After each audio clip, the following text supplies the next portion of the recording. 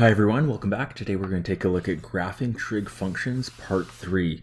We're going to graph the tan function, and then after that we're going to graph its reciprocal functions for sine, cosine, and tan. So we're going to graph cosecant, secant, and cotangent. Okay, so first of all we're going to graph tan. Now, if sine and cosine were fairly straightforward to graph, there's a reason that there's a whole separate lesson to graph tan. Tan is not an easy to follow graph, and we'll take a look at just why that is. Now, if you're to build the unit circle again, and we have our key points here,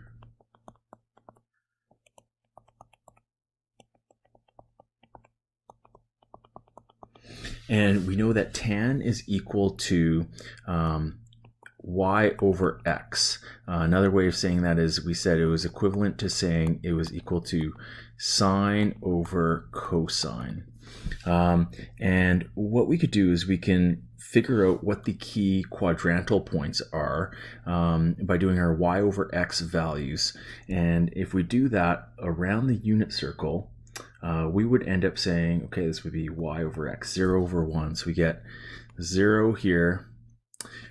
When we do tan of pi over 2 and we do y over x, we get 1 divided by 0. And 1 divided by 0 ends up becoming something that is undefined. When we graph pi, we get back to 0. And when we have 3 pi over 2, we have negative 1 over 0, which is once again something that's undefined. And then when we graph 2 pi, we're back to 0. So it's not very satisfying when you start to put this on a graph. So I'm just going to scroll down right here. And if we're to key in on what these points look like, we have 0. Every 3 spaces we'll label our half pi.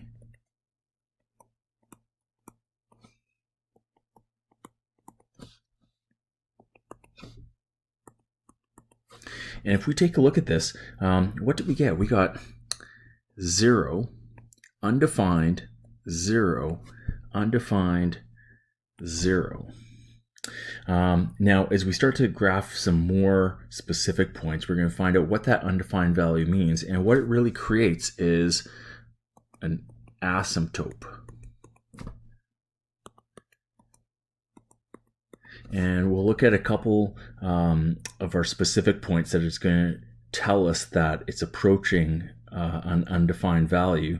But basically, we're left with this, and this really tells us nothing about what the actual shape is going to look like. So whereas with sine and cosine, we didn't really need these in-between points to create our sinusoidal graphs. With tan, we really need this. And so as we graph these specific points for pi over 6, pi over 4, and so on, we end up getting, well, this would be 1 over root 3. This would end up being 1 over 1. This is root 3. And then we would get negative root 3, negative 1, and negative 1 over root 3. And these points really do matter. 1 over root 3, that's around 0.58. And so at pi over 6, we have the value of just past a half. Well, let's come back to pi over 4. At pi over 3, we get the square root of 3. Now, the square root of 3 is around 1.73, so it's going to be just under 2. And pi over 3, we know, is this second value right here, so we're going to be right there. And at pi over 4, we hit exactly 1. If you drew your 45, 45, 90 triangle, you would see it'd be 1 over 1. And now it might make a little more sense why it approaches this asymptote, because it's going up and it's going to approach pi over 2, but it will actually not hit pi over 2. You're going to have a 0, or 1 divided by 0 value right there. Let's fill in a couple of these next points and see what happens here. So at 2 pi over 3, we're going to be at negative 1.73. So that's going to be somewhere right around here. Whoops. And at 5 pi over 6, we're at negative 0.57. And then right in between there, we're at negative 1. And it creates something that's going to look like that. Now it's not super satisfying, but we get something where we can now see what it looks like from 0 to pi. So I'm going to ask that you trust me for the next little bit. And halfway between pi and 3 pi over 2, right here, this is going to be at the point 1. And it's going to create something that looks like that. And then halfway between 3 pi over 2 and 2 pi, we're going to be down here. And you're going to have something that looks like that. Now, if you're to take a look at this, hopefully you see some sort of pattern starting to emerge, but it's definitely not as clear as what sine and cosine would have looked like. If we go backwards, here's negative pi over 2, negative pi, negative 3 pi over 2, and negative 2 pi. And let's see if we can fill in the pattern. So if you had to say fill in the rest from negative 2 pi to 0, what would that look like? So can we apply that same copy and paste type function that we had for a trig, a tan function? Okay, so the first thing is let's figure out where we have x-intercepts, and it looks like we have x-intercepts at every single pi. So we're going to have an x-intercept at negative pi and an x-intercept at negative 2 pi. And at pi over 2, we have an asymptote. At 3 pi over 2, we have an asymptote. And so every time we move to the left by pi, we're going to have another asymptote. And then the points that I would highlight next would be these points where it equals 1, which are at pi over 4 ratios. So here we have positive 1, and here we have negative 1. And if we can highlight that and you can see what the pattern would be, hopefully this is going to help you fill in the rest. So as you can see right now, as we head to the left of 0, tan is trending down. And so we're going to have something down here that's going to look like that. Right here and right here, we would have positive 1, and here we'd have negative 1, and we'll be able to say we can do our copy and paste type function for tan.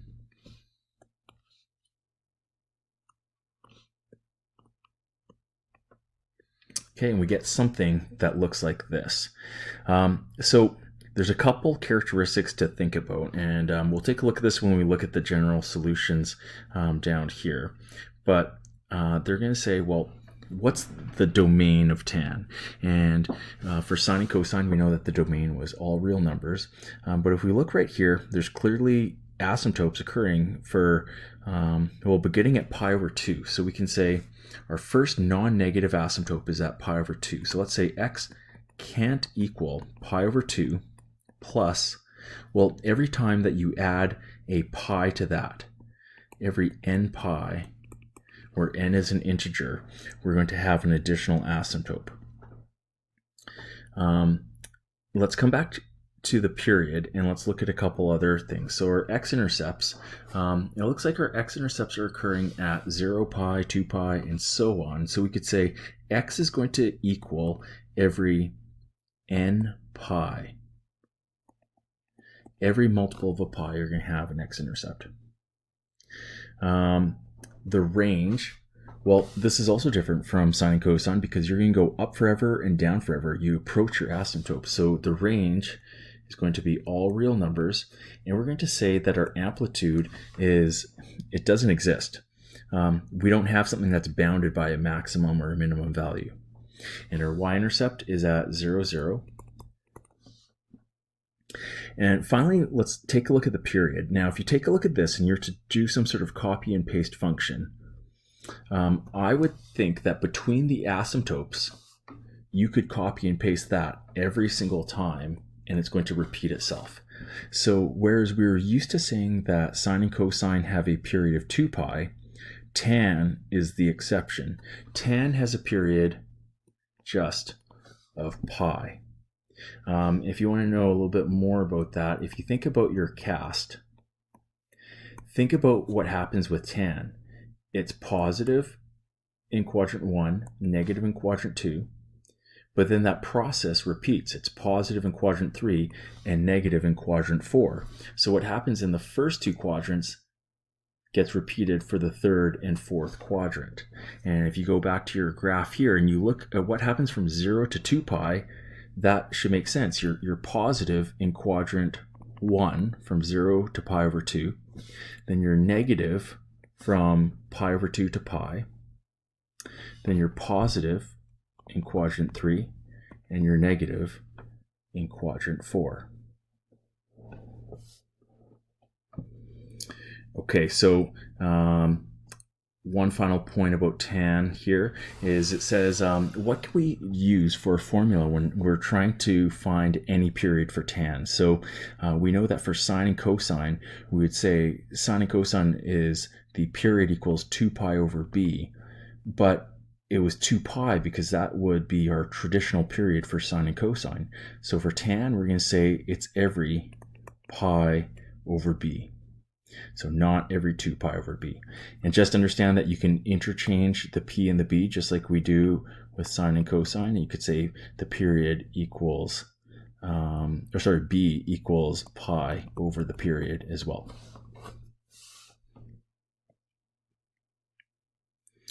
Okay, one final thing on tan here. What would the period be for y equals tan 2x? So if the period is equal to pi over b and our b value is 2 in this case, then our period would be pi over 2. And then here, this is similar to some questions that we saw in the last lesson.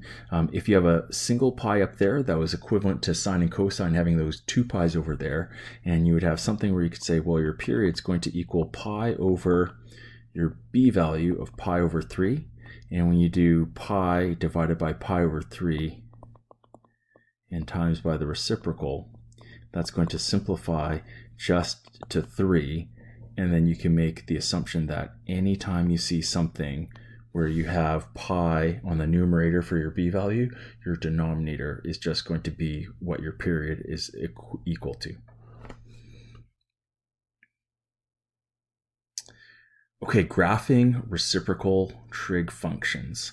Just as a refresher from things we've learned this year and last year as well, when you have any reciprocal function, if you take the original function, you have the point xy, it becomes the point x1 over y. Really quickly, if you had something like y equals x plus 3, you could say, well, this would have the point, I'm going to say, for instance, let's sub in any random point for x. So we're going to say if x was 2, then y would be, well, if I sub in 2 for x, y would be 5. So then the question becomes, well, what would happen if you had something like the reciprocal of that and you had y equals 1 over x plus 3? Well, if you retain the exact same x value and you plug that in right there, your y value would be 1 over 2 plus 3, which would be 1 over 5. And the relationship between an original function and its reciprocal function is when the x value remains the same, your y value becomes the reciprocal of it. So the point xy becomes the point x 1 over y. So how would this play out for graphing cosecant? Okay, so before we graph cosecant, we would obviously have to graph its original function, or its reciprocal function, sine. So let's quickly just do a quick refresher of what sine looks like. So we'll graph in here.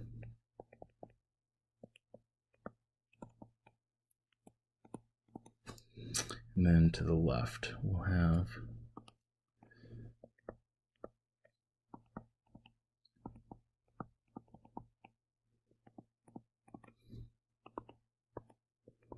okay, so for sine, we'll say sine starts in the middle, 0, 0, and it goes up to the maximum, comes down. We'll graph our quadrantal points, and we can say, okay, here is a quick sketch of sine.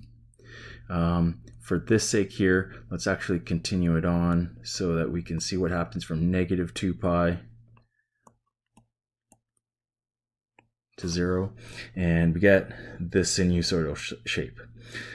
So when we graph a reciprocal function, we want to look really at 3 steps. So what we'll say is this. Step 1, you want to label in the vertical asymptotes.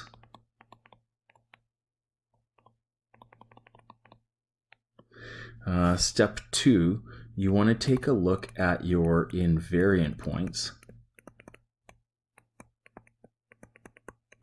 And then step 3, we'll say we fill in the rest. Okay, so vertical asymptotes. Wherever your original function has a y value of 0. Okay, so we have a y value of 0 here, here, and here, anytime it crosses the x-axis. When you take the reciprocal of a y value of 0 and you flip that over, you now have something that would say something divided by 0.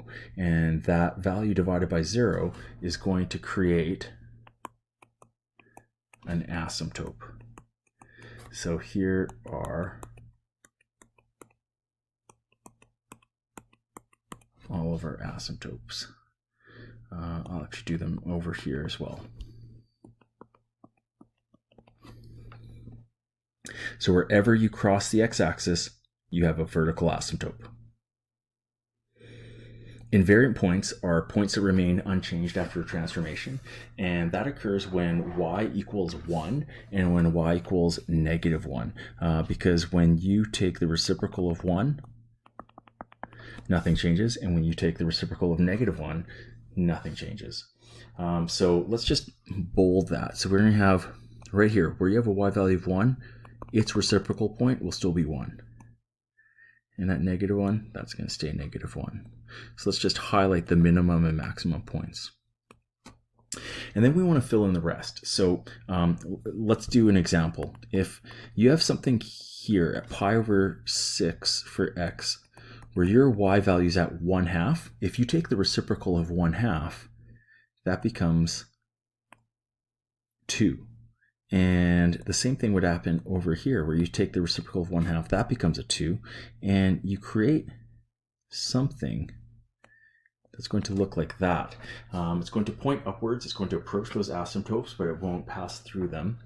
And if you can see something like that behavior happening from 0 to pi, let's just trust that's going to continue on for everything else. So down here from pi to 2 pi, where you had something, this wasn't done quite to scale, if you had something here in which, if you had something done here where that point right there is at negative 1/2 and it becomes negative 2, you're going to create something that would look like that. And we could just continue this pattern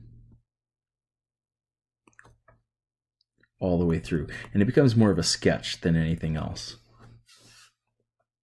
And so if we ever ask you to say, hey, can you graph cosecant? No, you don't need to graph sine and keep that there, but obviously graphing sine is going to help you a whole lot when looking at cosecant. So I encourage you to take your graphing calculator and to go to y equals and graph 1 over sine, and that'll give you the graph of cosecant, and that'll give you a better look of what everything is going to show. The other options, you can go onto Desmo, so you can take a look at that as well. To answer some characteristics about this, the domain for cosecant would be, it's everything but where you have the asymptotes, and we have asymptotes at every multiple of a pi. So we would say x can't equal every n pi. the period's going to stay exactly the same. It takes 2 pi for it to repeat itself. If you look at what happens from 0 to 2 pi, that's identical to what happens from negative 2 pi to 0. That's a copy and paste. So if you take from 0 to pi, that's exactly the same as what happens over here. The range is everything greater than or equal to 1 and everything less than or equal to negative 1. And the equation of the asymptotes, well, you can look back to what you did for the domain and you could say, well, that was every n pi. So what I would recommend right now is to pause the video, and when we go to the next page and it's going to ask you to graph secant, can you graph the original cosine function, and then can you apply those same reciprocal principles?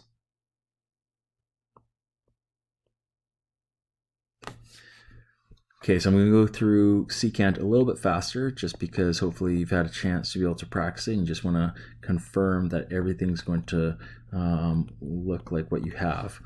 So we'll fill in our same values along the x and y axis right here.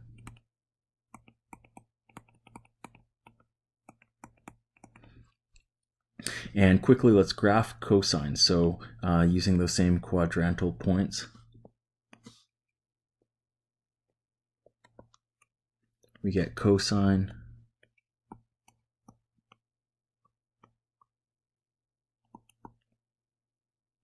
like that.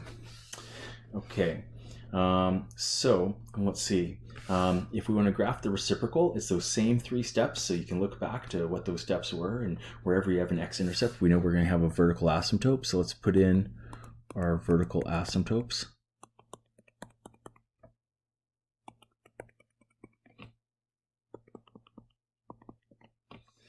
Okay, let's highlight our invariant points. Our invariant points are wherever y equals 1 and y equals negative 1. So in this case, it's our maximum and minimum values. And then we want to fill in the rest. So let's focus on 0 to 2 pi. And what we could say is, well, right here at pi over 3, that's at 1/2. That gets reflected up to 2. You'd have something that looks like this. And you could start to do the same for some additional points. And hopefully you'll see like, hey, this looks pretty similar to what cosecant looked like. And you can start to sketch in the rest where you know you're going to approach your asymptotes, but you won't pass through them. And we don't need you to be more specific than what we're doing right here. So one thing just to confirm is that that cosine graph that you have there, if you leave it, that's great. If you erase it or you didn't have it in the first place, then that's fine as well. And let's find out what our key values are now. So for the domain, we have asymptotes. The first time we have a positive asymptote would be at pi over 2, and then it's repeating every time you add pi to it. So our domain is going to be x equals every pi over 2 plus every multiple of pi every time you add pi to it. So every n pi, you're going to have something that doesn't work. Your period is 2 pi again. And your range is still everything greater than or equal to 1 and everything less than or equal to negative 1. And the equation of the asymptotes, again, refer back to your domain, and it'll be exactly the same as what you had for your domain. And we'll just say that's what x. That's what x is. Now, a couple people might be thinking, hey, well, how come you wrote x equals for the equation of the asymptotes, but you wrote x can't equals for the domain? We wrote x can't equals for the domain because that's when it's not defined. And then for the equation of the asymptotes, that is when the asymptotes are happening. So that's when we're saying x does equal that. You could talk to your teacher if you're looking for more specifics on that, but that's something that I would look for. Okay, and then finally here we have cotangent. So how about as a refresher, think back to the first 5 minutes of the lesson where we graphed tan. Could you graph tan on your own right now? And then after that, let's see what its reciprocal is going to look like. So I'll begin by graphing tan.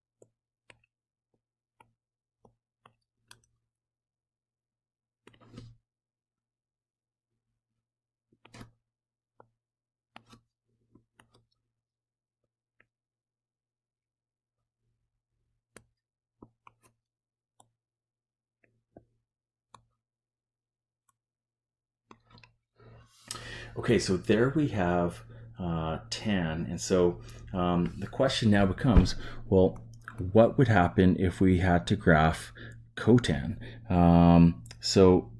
Think about this. This is going to get a little bit overwhelming, but let's see what we could do here. Every time that we have an X-intercept, we know that would now create a vertical asymptote. So if you have a different color, this might help. I'm just going to pause the video. I'm going to try and see if I can get a different color here too. Okay, so wherever we had an X-intercept, we're going to say now that's going to produce a vertical asymptote, because when you have 0 and you take its reciprocal, we create those vertical asymptotes.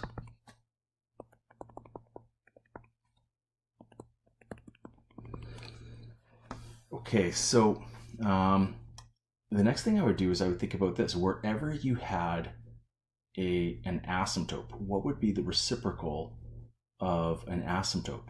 So if you undid the asymptote, you would now have a 0. And so wherever you used to have an asymptote, you actually have these zeros right here.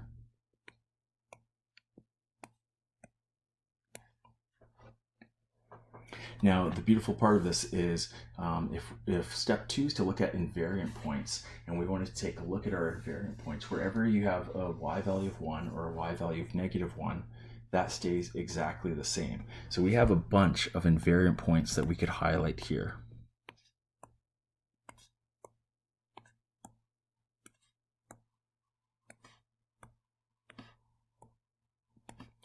And that should be enough if you can not look at the black so much, but just try to see what we've put in here in red.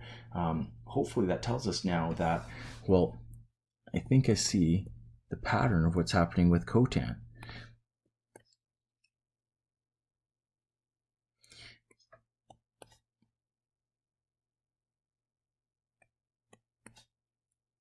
So again, I would encourage you to graph it on your graphing calculator, put it in Desmos, see what that looks like. But the red part there, that's our cotan graph, and that's definitely going to be one of the hardest things that you have to do in Pre-Calculus 12.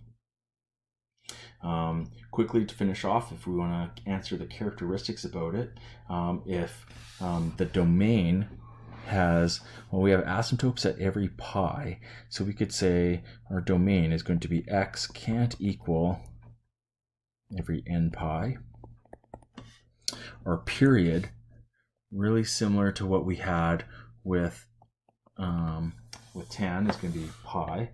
Our range is all real numbers, and our asymptotes be x equals every n pi. And that is going to be cotan right there. So definitely not one of the easier graphs that you're going to have, but there you have it. Okay, that wraps up the lesson. Now in terms of homework, you just have a chance to be able to finish off your 6.5 6.4 homework from before, and there's a little bit of questions on tan, but there's not too much on the reciprocal functions, but you're going to be responsible for needing to know how to graph secant, cosecant, and cotangent, and potentially answering some characteristics about them. And we could talk a little bit more about that in class. So that's all for today.